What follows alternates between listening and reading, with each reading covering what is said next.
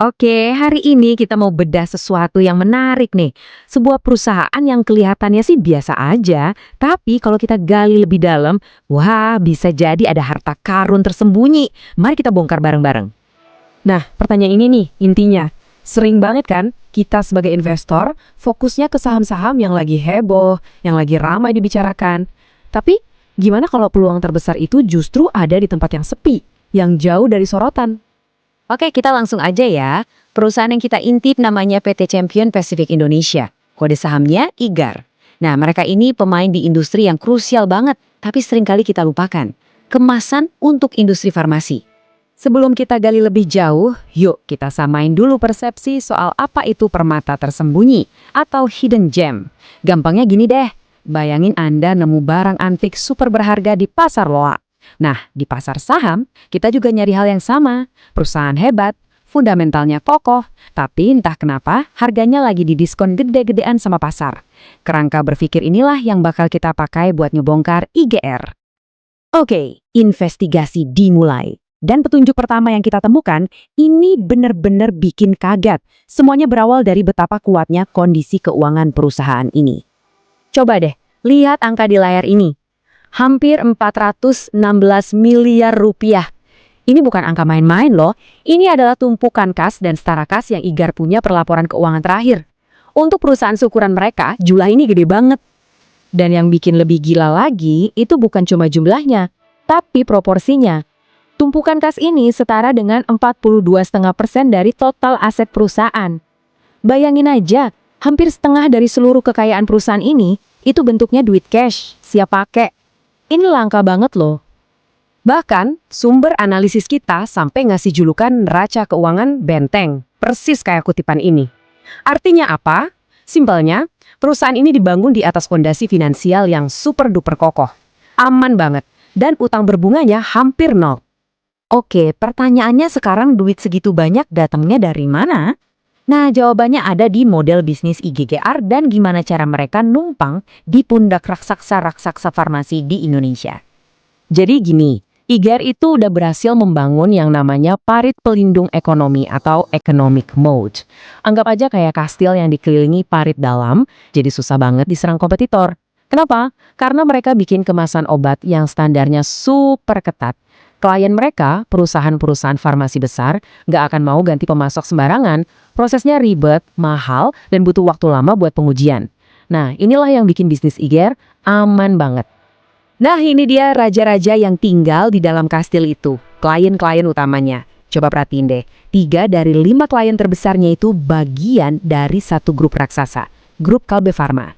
Ini bukan cuma daftar klien biasa, ini bukti seberapa dalam IGAR udah jadi bagian dari denyut nadi industri kesehatan kita. Tapi, hubungan sedekat ini tuh kayak pedang bermata dua. Di satu sisi enak banget. Selama Kalbe tumbuh, orderan buat IGAR hampir pasti aman dan stabil. Tapi di sisi lain, punya satu klien raksasa kayak gini, bikin mereka punya bargaining power yang kuat banget. Jadi IGAR mungkin gak bisa seenaknya naikin harga atau margin. Oke, sekarang kita masuk ke bagian paling serunya. Kita udah lihat perusahaannya kuat, bisnisnya stabil, terus hubungannya sama harga saham apa? Nah, disinilah letak inti ceritanya. Ada jurang yang lebar banget antara nilai asli perusahaan ini sama harga yang dikasih pasar. Visual ini nunjukin masalahnya dengan jelas banget.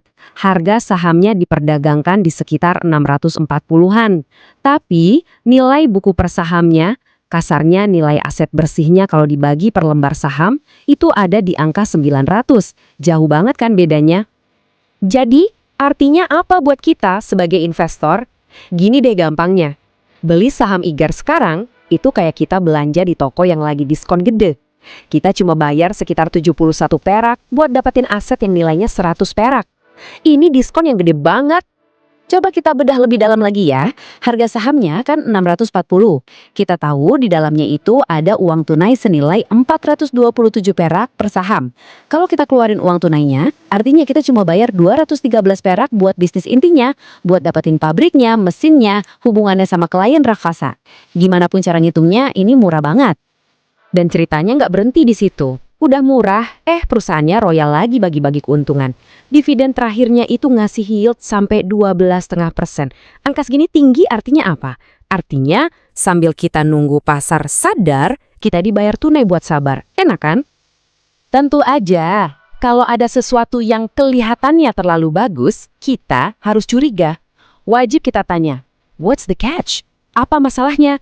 Kenapa pasar kok ngasih harga semurah ini? Oke, sekarang kita balik koinnya. Kita lihat sisi risikonya. Jadi ada 3 risiko utama yang harus kita perhatikan. 1, sahamnya ini nggak liquid, susah banget buat jual beli dalam jumlah besar. 2, ketergantungan sama grup Kalbe itu tinggi banget. Dan 3, nah ini yang agak bikin was-was, ada tanda-tanda kalau kliennya mulai agak telat bayar tagihan. Grafik ini nunjukin risiko nomor 3 tadi dengan sangat jelas. Lihat deh bedanya. Pendapatannya tumbuh 4,5%, pati piutangnya alias tagihan yang belum dibayar klien itu melonjak 33%. Ini tuh bendera merah atau red flag. Artinya, meskipun jualan naik, duitnya lebih lama masuk ke kantong perusahaan.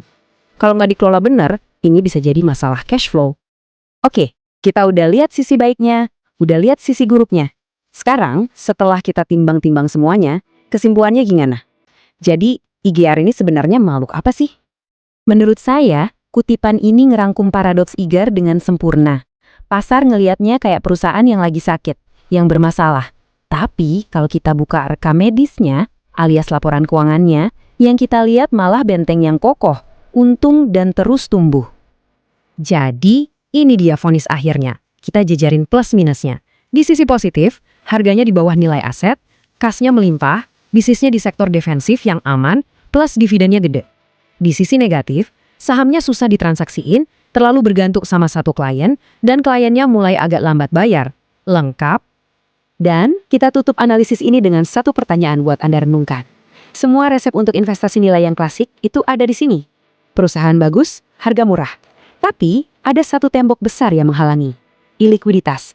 Ini ngebawa kita ke dilema utama seorang value investor. Apa Anda rela mengorbankan kemudahan jual beli demi bisa dapat aset berkualitas dengan diskon gede? Jawabannya, ya pada akhirnya tergantung seberapa panjang sabar yang Anda punya.